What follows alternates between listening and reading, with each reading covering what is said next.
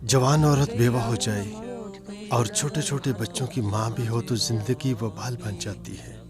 پھر حد سے زیادہ غربت اور بیوگی ایک ساتھ اکٹھے ہو جائیں تو صورتحال اور بھی بھیانک ہو جاتی ہے. یتیم بچوں کے سر پر ہاتھ رکھنے والا کوئی نہ ہو تو ماں کا روگ اور بڑھ جاتا ہے. وہ بیچارے تو اپنے بچپنے کی وجہ سے سمجھ ہی نہیں پاتے کہ ان کے ساتھ کیا ہو گیا ہے، لیکن ان کی ماں جانتی ہے کہ ان بچوں کے سر سے ایک مضبوط سائباں ہٹ گیا ہے اور اب زندگی کی کڑی دھوپ ان کا مقدر ہے. وہ ساری رات اس پریشانی میں گزار دیتی ہے کہ اب ان بچوں کا کیا بنے گا، بن باپ کے ان بچوں کا کیا مستقبل ہوگا. کہتے ہیں مصیبت کبھی تنہا نہیں آتی. شاہ زری کے معاملے میں بھی یہ بات سچ ہوئی. اسے بیوگی کا روگ لگا تو اس کے 10 سالہ بیٹے عابد پر ذمہ داریوں کا پہاڑ ٹوٹ پڑا. اس نے محنت مزدوری شروع کر دی. وہ صبح کرائے کی گدا گاڑی میں اپنا گدا جوت کر مزدوری کے لیے نکل جاتا اور شام ڈھلے مزدوری کے پیسے ماں کے ہاتھ پر رکھ دیتا. وہ معصوم ایسے سخت کام کرنے پر بھی مجبور ٹھہرا جو اس کی عمر کے حساب سے بڑے کام تھے، لیکن وہ جانتا تھا کہ شام کو خالی ہاتھ گھر لوٹا تو اس کے چھوٹے چھوٹے 3 بھائیوں کو بھوکا سونا پڑے گا.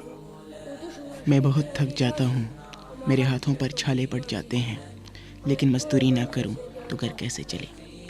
میں جب صبح اپنا گدھا نکالتا ہوں تو میری عمر کے بچے اسکول جا رہے ہوتے ہیں. میرا بھی جی چاہتا ہے کہ اسکول جاؤں، پڑھوں لکھوں، مگر میرا باپ نہیں ہے. وہ زندہ ہوتا تو مجھے ضرور پڑھاتا. شواهد أنه فرد جليل على رغم المجاهد. ایک بیوہ اور 4 یتیموں کی اذیت ناک زندگی کے یہ لمحات یوں ہی چل رہے تھے کہ ایک روز ان کا واحد اثاثہ، ان کا کچا مکان بھی سیلاب میں بہہ گیا. سیلاب کی بے رحم موجیں اسے یوں اپنے ساتھ بہا لے گئیں جیسے تیز آندیاں پرندوں کے نازک آشیانے اڑا لے جاتی ہیں.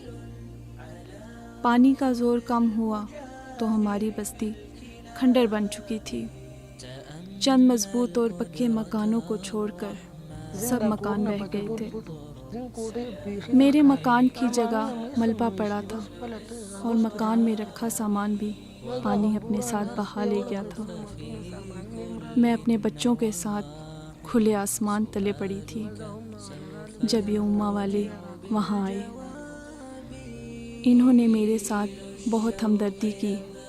جس جگہ میرے گھر کا ملبہ پڑا تھا اس کے ساتھ ہی مجھے خیمہ لگا کر دیا. 4 پائیوں بستروں کا انتظام کیا اور اتنا زیادہ راشن دیا جو میرے اور میرے بچوں کے لیے 3 ماہ تک کافی تھا. سچ پوچھیے تو میں زندگی سے بیزار ہو چکی تھی. اگر یہ لوگ مجھے حوصلہ نہ دیتے تو جانے میرا کیا حشر ہوتا. خدا انہیں سلامت رکھے. انہوں نے اپنا وعدہ نبھایا. الحمد للہ اللہم ربنا لك الحمد بما خلقتنا ورزقتنا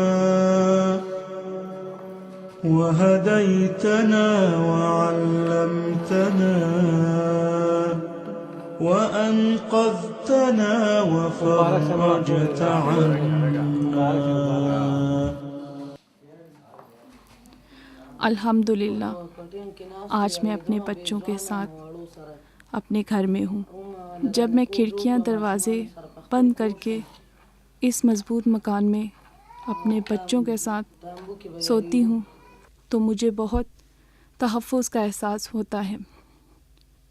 اب میرے بچے، میں خود اور میری عزت محفوظ ہے، اور یہ سب ان اماں والوں کی وجہ سے ہے.